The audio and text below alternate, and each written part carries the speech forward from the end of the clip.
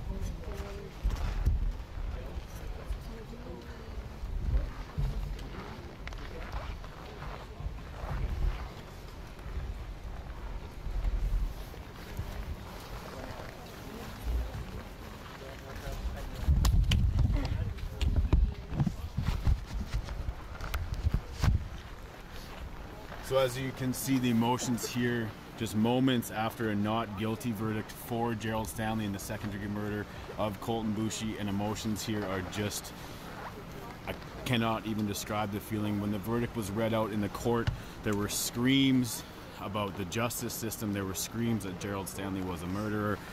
Colton Boushie's family absolutely breaking down. And as you just heard, Alvin Baptiste, that's Colton Boushie's uncle, speaking outside of court. He obviously feels that is the wrong verdict, obviously feels that justice was not done for his nephew, Colton Boushie, and obviously is hoping, you know, that the government, that someone will do something about this. Of course, all we know at this point is that Gerald Stanley was found not guilty of second-degree murder, and his mother, just before Alvin came out, left the building in absolute tears, had to be supported by people around her as she left. She obviously did not say anything, but in court you could hear the screams, you could hear the crying, and throughout this courthouse right now, I'm sure unfortunately we cannot take our cameras. I'm sure that emotion is still going on, and I hope there will be more people at some point here who will come out and give us their reaction. You know, kindly enough, Alvin did, so I know it must be a very intense moment for him. We also just got word that Gerald Stanley left the courthouse through the side door, did not come out the front door as he's typically been doing throughout this proceeding, but of course he leaves this courthouse a free man. And you know, just I think the emotions here, I think this court case in many ways for a lot of people represented more than a second-degree murder charge, than the shooting death of Colton Boushie. It became to represent something a lot larger for a lot of people, and for a lot of the supporters, the people that have been coming here day in and day out for Colton Boushie's family. This is obviously not the verdict they wanted to hear. On the other hand, for Gerald Stanley's family, they were also here in the courtroom, and obviously their joy at the fact that their loved one is now free, is now no longer facing this charge, was overwhelmed by the sheer shock, I think, by a lot of people. But obviously they are going home tonight, and Gerald Stanley is a free man. But like I say, I don't think, you know, we've heard the last of the emotions here today. I think that it's going to take a long time for a lot of people to process this. It's going to take a long time for people both here in Battleford, in Saskatchewan, but I would also imagine the rest of Canada. You know, I mean, this is a case that, like I say, caught the attention of so many across this country. It caught the attention of so many people who were highlighting the fact that it was a young Indigenous man who was the victim, and a white farmer who was, I could say, charged with his murder and is now found not guilty. And, you know, I don't think in many ways the story is going to end here tonight. I think we're going to be talking about the Colton Boushie case for a long time to come. And if we just spoke to Elvin just a few minutes ago, and just a few seconds ago probably, actually, and you know, you could hear that he does not want to give up on this. He is calling for, you know, he used the premier's, or the Prime Minister's name, Justin Trudeau's name, in his statement. So obviously he is wanting some sort of action, and I'm not gonna make a hazard to guess whether that's any sort of legal action or anything, but obviously the fact that he's invoking the Premier of Canada's name in his statement, the fact that he's saying that Indigenous people want justice, and very obviously they feel like they did not get justice today. And so I guess for those of you that are just tuning in, just a few minutes ago, the 12-person jury, the 5 men, 7 women jury in the Gerald Stanley murder trial handed down a not guilty verdict, and the courtroom absolutely erupted. And we are still seeing supporters file in and out of the courthouse. And as you can see now, there's people coming down holding a truth and justice flag. We're going to see if they have anything to say.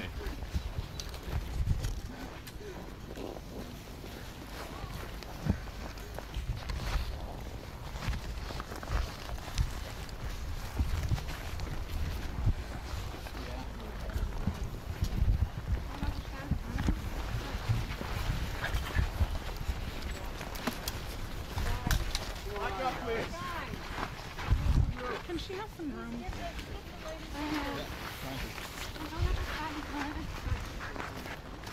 They had their reasons.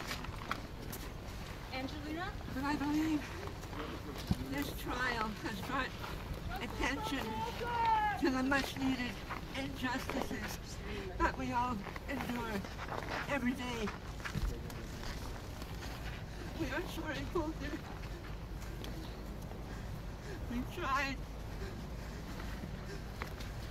But now the world knows. The world knows. We thank the jury. We thank all the supporters.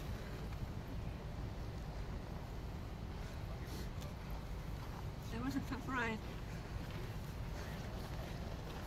But it didn't go the way we wanted. But the intention is there, and you all know the story. Everyone knows the story.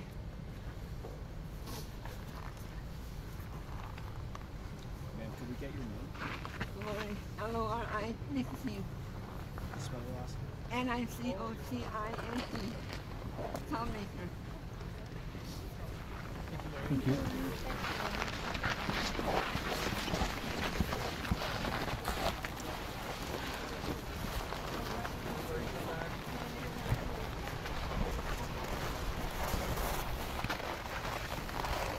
So as you can hear, that was another support of Colton Boushie. That was Lori Nicotine, and I think she made some pretty salient points there. I mean, obviously the supporters of Colton Boushie, of his family, feel like today this verdict was a defeat, but she said, rightfully so, you know, now the world knows about this case. As you can see behind me, just the throng of media, the attention that this has garnered. I think it's very obvious that Colton Boushie's story is not going anywhere, and that's what Miss Nicotine was just telling us right there. I'm actually now going to bring in my colleague from CBC, Jason Warwick. He's actually been covering this from the very beginning, from the first day on the farm when the shooting happened, just hours after. So I guess first of all, what is your overall thoughts on, you know, describe what you saw in there? Well, it's a powerful scene. I was in the hallway before and after, and just the raw emotion that people are showing, just the gut-wrenching sobs and wailing, and unimaginable emotion that some people are feeling. The family remains behind a closed door on the second floor of the courthouse, and you can hear people sobbing and screaming, "Colton, Colton, Colton," through the door. It's a remarkable scene. It's something that has been building for 18 months. Obviously, the family of Colton Boushie and a number of others have hoped for a different result, but it is an acquittal here on all counts. Manslaughter, second-degree murder. There will be no conviction of Gerald Stanley, and he is a free man now through charges, through a controversial bail hearing, through a packed preliminary hearing, through a wave of hate-filled social media that has occurred over the last 18 months. This has riveted Saskatchewan, but many people all over the world. At the CBC, we've had reaction and response outpourings from so many people on this.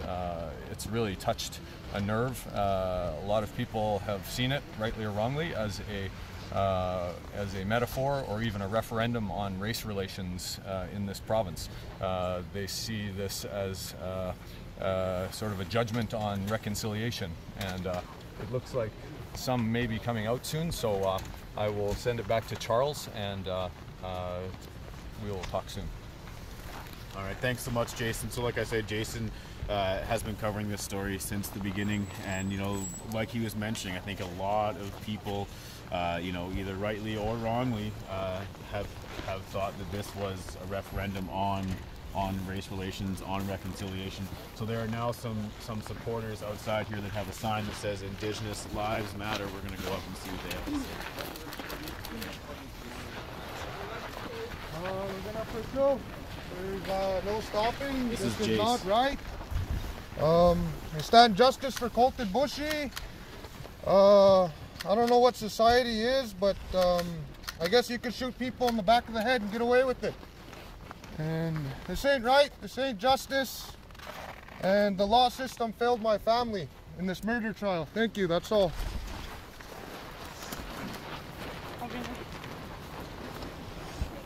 So that again was Jace Boushie. That's Colton Boushie's brother, and like you just heard there, I think it echoes a lot of the sentiments of Boushie's family and Boushie's close friends. I mean, they feel like the justice system has failed them in this case, and I don't know what legal recourse they have. I don't think they have any, but I do think that they're obviously angry. They're obviously upset. Jason Warwick described, hearing them behind closed doors as chanting Boushie's name. So now here comes Jade Tatusis. This is Colton Boushie's cousin, and she's been speaking on behalf of the family for much of this trial.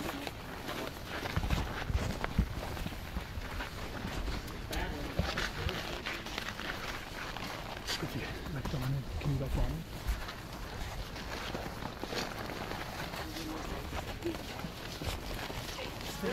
Okay, Josh, you're too close.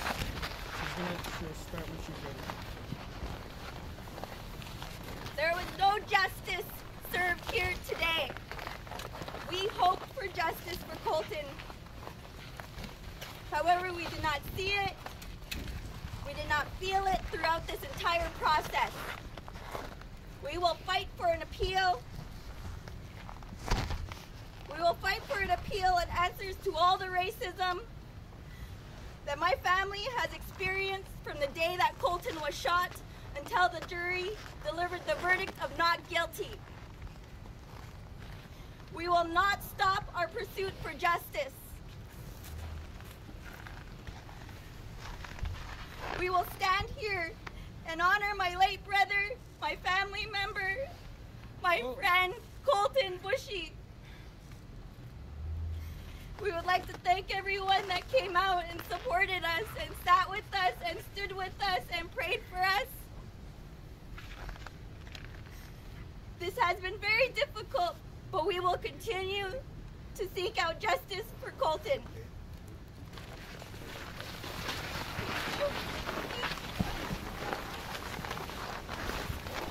So that again was Jade Tatusis. She's just walking away now, just behind us. And you can just hear the frustration in her voice, the sadness in her voice and what she's saying. And here we're going to talk to Chris Murphy. He's a lawyer for the family.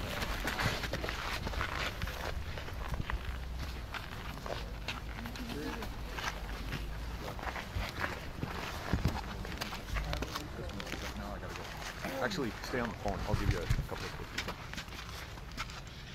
Okay, can't. Bye. It has been one of the great honors of my life to have Colton's family welcome me into theirs.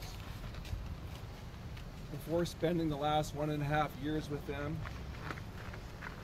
I did not know how strong people could be. Some people believe that the color of Colton's skin did not play any role in either his death or what has happened since.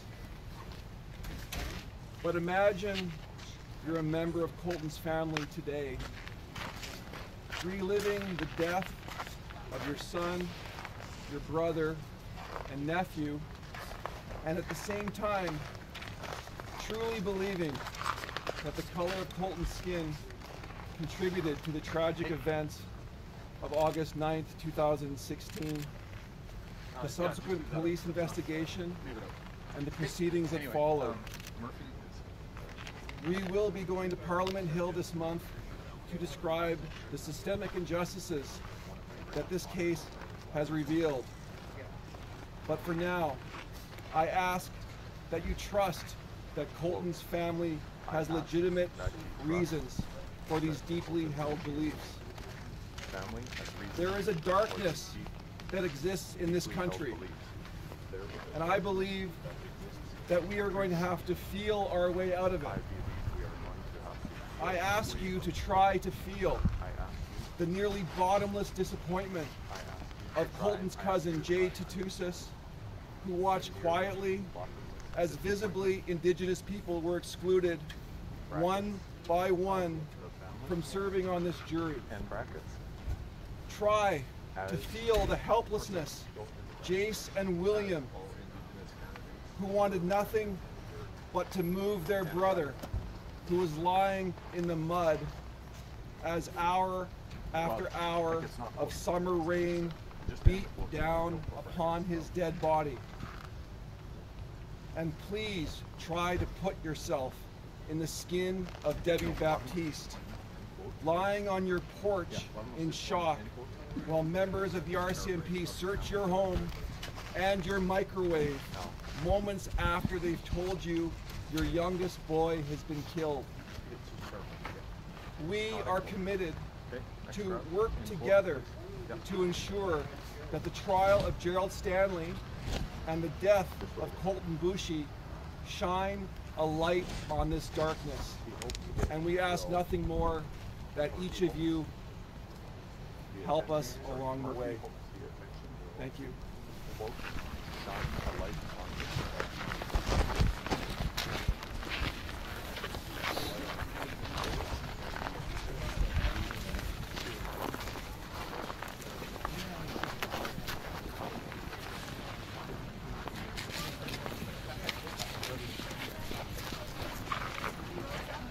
This is Vice Chief Kimberly Jonathan. I'm not sure if she is up for saying anything, but here she is. Vice Chief of the FSIN, Kimberly Jonathan. We want to be clear about the disappointment that we're feeling tonight. How we've faced such atrocities throughout the history of Canada. We've lived through when our babies were stolen from home with the residential schools, and the effects on our families and our system today. We lived through the 60s scoop where our babies were stolen and they were taken, some to the United States, all across Canada, not even knowing who their moms and dads were. We face what's there here today, and there is a lot of pain and there is a lot of emotion. We will be seeking an inquiry. Throughout the whole trial, the whole system, and everything that we've tried to bring light to, the stuff that the juries didn't hear, Everyone has witnessed the family remain calm. The earliest parts of his days, when we first lost him, when he was shot in the head, the family remained calm. The family called on peace. The family prayed for their family. I want to urge all those First Nations that are watching to remain calm and peaceful. Because those truly are our teachings. We're all hurting. And we all know what we face with the racism. Everyone sees it. Everyone sees the comments. I see it as a mother daily. Many of our Indigenous people see it as mothers and fathers, aunts and uncles. We see it daily, the way the system works, the way we're treated, but we're not victims. We were promised that the redcoats would protect us, but they were used as tools to steal our children with the residential schools and the 60s scoop. I urge you to research that. We didn't want more here. We wanted justice.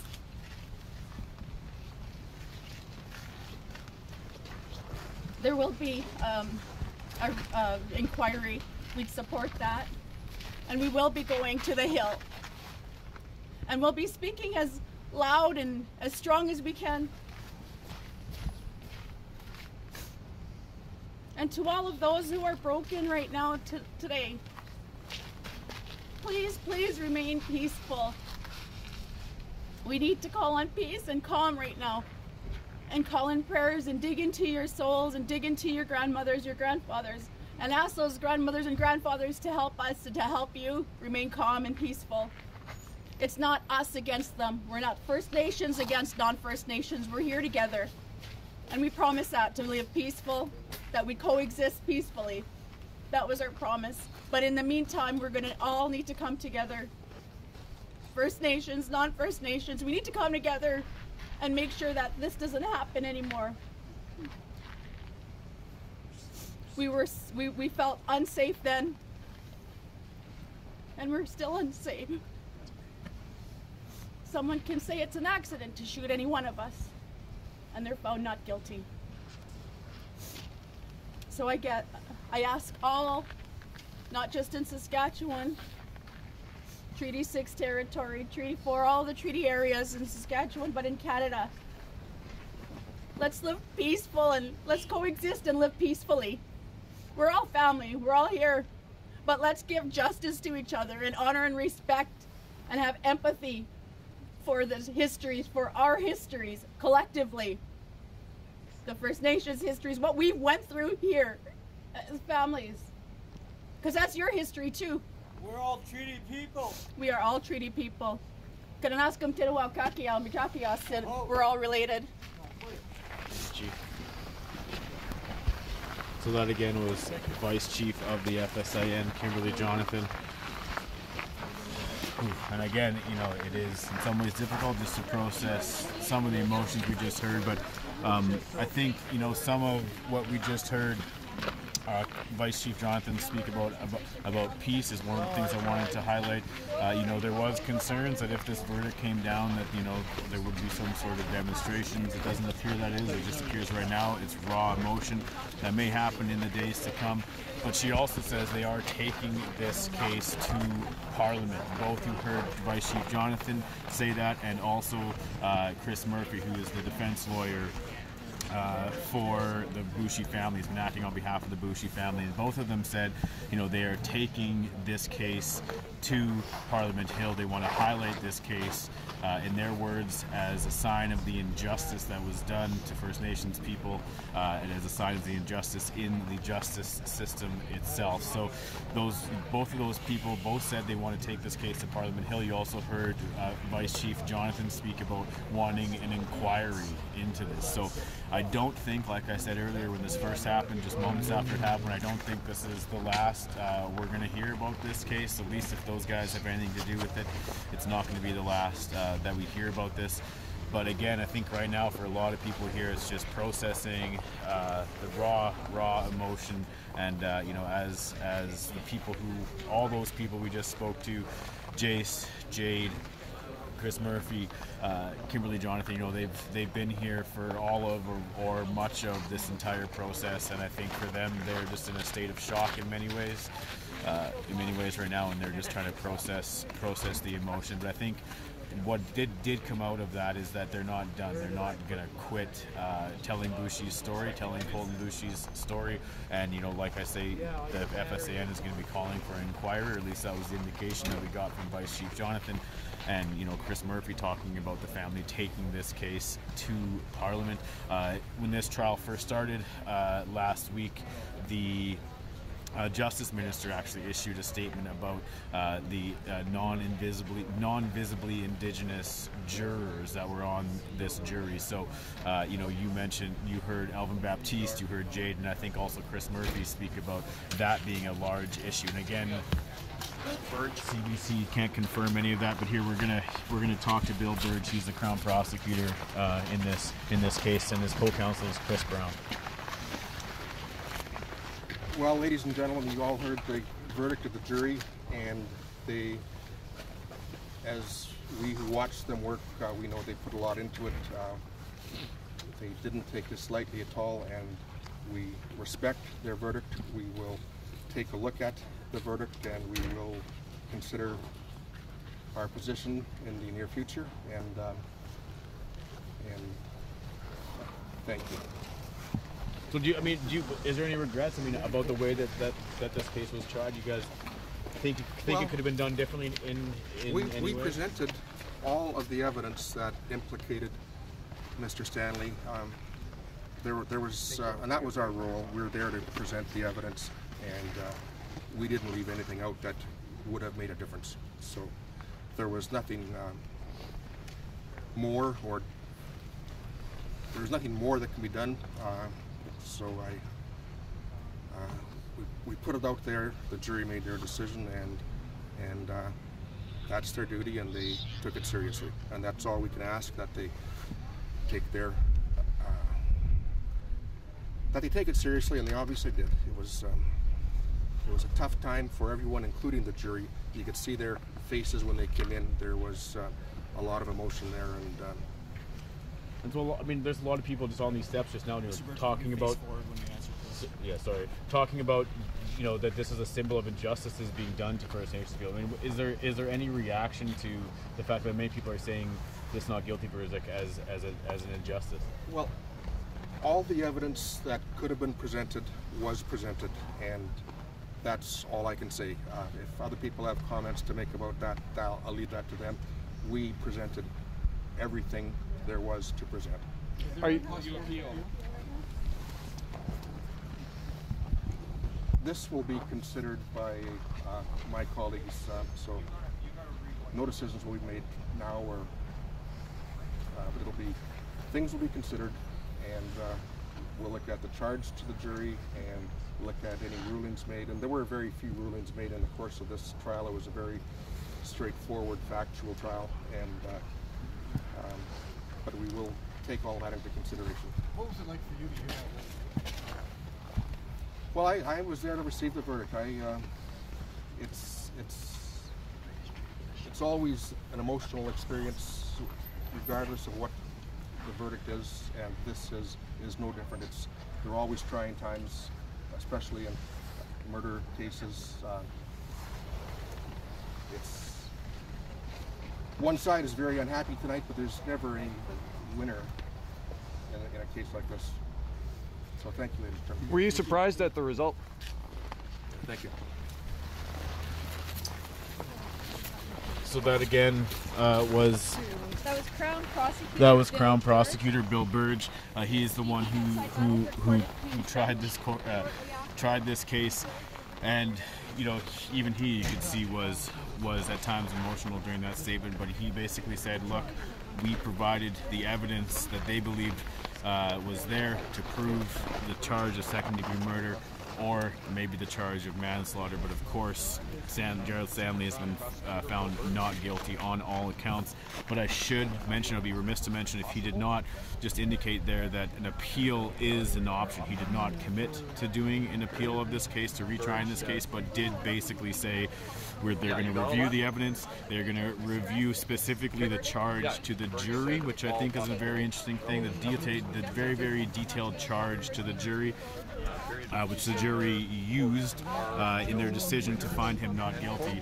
So they're going to review that. And again, he made no commitments, but it did seem to me, in my interpretation, that he was leaving the door, at least potentially leaving the door open for an appeal. So, you know, for the people, the raw emotion, the people that were out here, this again might not be the end of the Colton Boushie case. It might not even be the last time that we see this case before the courts. And again, there's a caveat on that. He did not in any way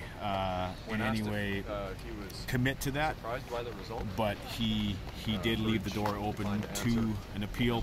When we asked him, you know, what was he surprised by the result, he basically did not answer, but he did say in not so many words that, you know, he did his level best. So I'm actually going to bring back in my colleague Jason Warwick, who's extremely cold. Sorry. That's okay. So I mean, from what you heard out here, I mean, we've all been hearing these people out here. What is your feeling on where this is going to go? Is this going to be over today? Well, as I think I heard you saying, that seems to be one of the messages here, is that they don't feel things are over. They don't want things to be over. You heard FSIN Vice Chief Jonathan talking about an inquest or an inquiry. You heard Jade Tutus, the cousin, talk about how this is not over and they will appeal. Bill Burge leaving the door open for an appeal.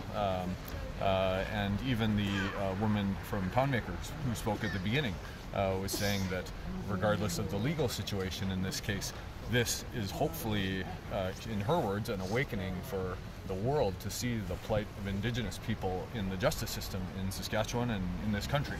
And so I think that's one of the messages, is that a lot of people who have spoken to us so far are extraordinarily disappointed, to say the least, by this verdict of the people who we've spoken to, but they say they hope some good can come from it, and that even legally that it's not over. And so, I mean, let's talk a little bit about just, I mean, the level of awareness that this case has. I mean, the number of people, the number of cameras that are just out here right now. I mean, did you ever imagine when you first arrived in that farmyard the next day after the shooting that we would ever be at a place like this where this story would get the national attention? No, not at all. I mean, you never know what's going to happen, and this has just seized the attention of the province and the country in a way that few things have. I mean, we've been doing this a long time. In 21 years of journalism, this has gripped people in a way that almost nothing else has. When I was driving around the grid roads in Arlee and Sonningdale and Brigger, and finally came upon that farm on the grid road last August 10th, I guess it was, the day after it had happened. In some ways it looked like a typical crime scene, but there were dozens of police officers there, and based on that initial very controversial news release, we knew this was sensitive and potentially explosive. We just didn't know how much. And as it evolved through the first court appearance, through the bail hearing, prelim, and now this trial and whatever comes afterward, I think the attention will remain on Colton Boushie, Gerald Stanley, and all of the issues that this case has brought up legally, socially, and otherwise, for sure. All right, Jason, we'll let you go warm up. You look like you're getting Thanks, Charles. cold. All right. So that's Jason Warwick again, our CBC reporter colleague. And like I mentioned, he's been covering this case from the beginning. So yeah, I mean, Jason mentioned some of the legal issues. So I'll maybe just kind of walk you through what the decisions the jury had to make. So in order for a second-degree murder conviction, the jury had to find that Gerald Stanley intentionally shot Colton Boushie, that he walked up to this SUV that had driven onto his farm and that he pulled the trigger intentionally. So the jury obviously did not find that that was the case. The second thing that the Crown was arguing for was a manslaughter conviction, which is obviously a lesser charge, carries a lesser sentence than a second-degree murder conviction. In that case, they would have had to found that Gerald Stanley acted carelessly with this Tokarov Russian pistol that he walked up to the vehicle with, and it went off and killed Colton Boushie. So obviously they did not find those things. But one of the interesting things is we had a lot of legal analysis about the defense of accidents. So the main defense argument here, and again, the burden of proof is on the Crown. We've got to always remember that when we're discussing these things, it's not up to the defense to prove anything. It's up to the Crown to prove guilt. But the defense of accident seems to be a reliable defense, especially in this case. It does seem like the jury believed Gerald Stanley that some sort of accident happened, whether if they believed him that it was a hang fire or delayed firing. So I'll explain to our viewers right now the crux of this case from the defense angle was that Gerald Stanley took out this gun after these young people drove onto his farm, took out this gun and fired it twice in the air to scare them off. He then says he fired the trigger again, but the gun looked like it was empty and unloaded. But he went back to the vehicle. He thought his wife was in danger, was ran over by this vehicle. He tried to bend down, got back up, and reached into the vehicle to turn off the ignition, and that's when the gun went off. So that was this delayed fire, hang fire theory. And we can't say for certain, of course, jury deliberations are 100% secret, but that was the main defense theory, and it looks like that is what the jury, at least in part, believes, because it would be extremely difficult for them to find a finding of not guilty on all accounts if they did not believe the defense's theory. So we're going to see if anyone else is going to come out. We are still waiting for Scott Spencer. He is the defense lawyer. I'm not sure if he's going to come speak to us. The lawyers have not spoken to us very much in front of the camera, at least as this court case has gone on. Scott Spencer obviously likely, happy with this result. I'm sure, he's not happy that this whole tragedy happened, but of course, it looks like his client, or it is that his client doesn't look like. His client has walked free, and pending any sort of appeals or anything, he is a free man and will continue by all accounts to be so. And Gerald Stanley will go back to his farm near Glenside most likely, and he is a free man. But again, I'm going to go back to what Bill Burge, the Crown prosecutor, was saying. He did leave the door open for an appeal. And so we have no idea, again, if that will or if that won't happen, but you never know.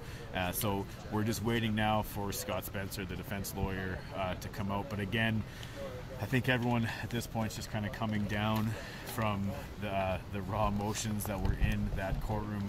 I've covered a lot of murder trials in my life, and I haven't seen something like that. Just the raw outpouring, the gutter, just from the stomach, from the belly, the sounds, the moans, the cries. It was just something I've never experienced. I've seen a lot of people be disappointed when court cases end, but I've just never in my life experienced the level of emotion. I don't think that was in that courtroom at that moment. And part of it obviously is the build up to this case. Jason mentioned that that this was the entire this is just Crown Prosecutor Bill Burge coming out one last time. Obviously now out of his robes in street clothes.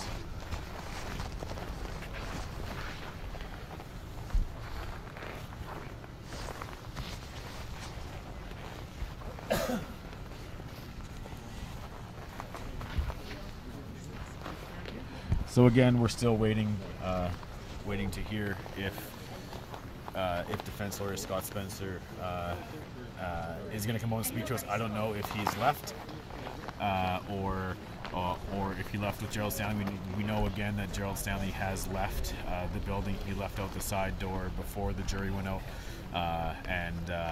but we don't know about Scott Spencer. So Jason Warwick appears to have warmed up, or maybe not warmed up. Sorry, not yet. Yeah, I just, on that note, I've been trying, as a number of us have been trying throughout this entire process since the death of Colton Boushie and the charges, to speak to somebody, either Gerald Stanley, his family, or even the lawyer who represents him. And that is a question that a lot of people have, is what are their thoughts. And they've chosen to not speak about this case for the entire period. Now that the case is done, will they speak? Will they issue a statement on behalf of their lawyer? We will see. I mean, the Boushie family, as we know, has been open with the public, open with the media in many ways, including allowing us to attend the wake. Sorry, we'll go over here. The wake in the days after Colton Boushie's death, the memorial feast 1 year later, which was a remarkable event. I don't know if you've touched on that yet, no. But the memorial feast, when it was the 1 year anniversary of Colton Boushie's death, the Boushie family actually invited RCMP officers from the local area there and honored them by wrapping them in a blanket in a very powerful ceremony. So you have a real difference in how the two sides or the two families have approached this case. And so tonight, I guess we'll see, or in the coming days, we'll see if we can get a little bit of insight into the thoughts of the Stanley family, Gerald Stanley, even his counsel, what it's been like these last 18 months for them, living under house arrest and now being acquitted on all charges. Yeah, because I mean, I too went out to the area of Glenside, knocked on doors, tried to go into, to speak to Gerald Stanley himself, and who Gerald Stanley was, that was a big mystery of this case. Like Jason just mentioned, we knew a lot about who Colton Boushie was. I traveled to Red Pheasant in the aftermath of this shooting, and his family, his brother William was very open with me, talking to me. His friends are very open with me, but Gerald Stanley, on the other hand, a lot of people, who I spoke to in the area of Glenside near his farm where the shooting happened, they just, they didn't want to speak. And I should mention that that's also not that unusual. I mean, it's not very often that an accused person speaks to the media or does on-camera interviews or anything like that. But now that this court case has wrapped up, now that he is not guilty, he is a free man, perhaps we will get to know a little bit more about who he was. Through this court process, we learned some things. We know that he was a cattle farmer, that he helped fix vehicles in people's yards, in his yard, help fix people's vehicles. So, but those are all just kind of biographical details. But, we've only had brief statements from Scott Spencer, who is his defense lawyer throughout this entire process, written statements, most of it, and we haven't really heard, from Scott Spencer throughout this entire trial, or from Stanley himself. And like I said, just, I don't know what time it is, hour ago perhaps, Gerald Stanley went out the back door, did not speak to media, and he walked out that door, of course, a free man. He is acquitted on all counts, manslaughter, second-degree murder, and he is going home tonight to sleep in his own bed, a free man, without an ankle bracelet on. And then again, for Colton Boushie's family, for people watching this who are hoping for something different, I'm sure that's not the result they wanted, but that is the result that the 5-men, 7-women jury found inside of there. So we're going to sign off pretty quickly, but again, Gerald Stanley found not guilty, acquitted on all counts, manslaughter, second-degree murder in the shooting death of Colton Boushie. And I'm Charles Hamilton. You've been watching CBC Live, and we'll bring you more as the story unfolds in the coming days and weeks. We'll definitely have reaction on CBC.ca/Sask and on Facebook, and of course on CBC Television and Radio. So stay tuned. This is certainly not the last you will hear from me or about this story. Take care, Saskatchewan.